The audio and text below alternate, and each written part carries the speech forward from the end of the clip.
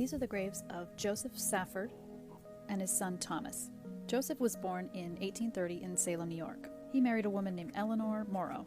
She usually went by Ellen. In January 1860, Ellen gave birth to their son, who they named Thomas. In April of that year, Thomas died of diphtheria at just 2 months old. Only 12 days later, on April 19th, his father Joseph died, also of diphtheria. That's not super common, at least in my experience. Usually diphtheria afflicted young children. In less than 2 weeks, Ellen had lost her whole family. First, she moved in with her in-laws, and then she married a man named David Stewart.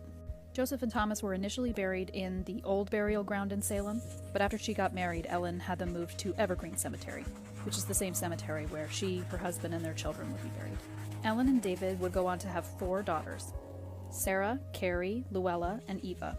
Sarah, Carrie, and Eva all got married and had children, and they went on to live long lives, mostly dying in their 90s. Luella never married or had children. She lived with her mother for her entire life, and she died in 1922 at the age of 48. Her cause of death was mitral regurgitation, which is a heart condition. As for Ellen, she lost her second husband David in 1899 at the age of 63.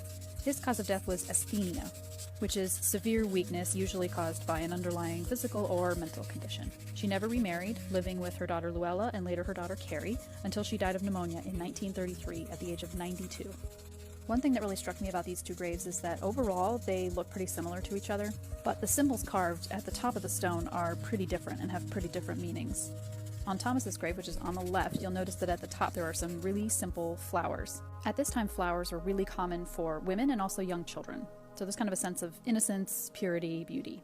But Joseph's grave has 2 oak leaves. Oak leaves are really common on the graves of adult men. Just as today they represent steadfastness, longevity, and strength. So it's interesting that for 2 very similar graves, you have 2 very different symbols meant to evoke very different meanings.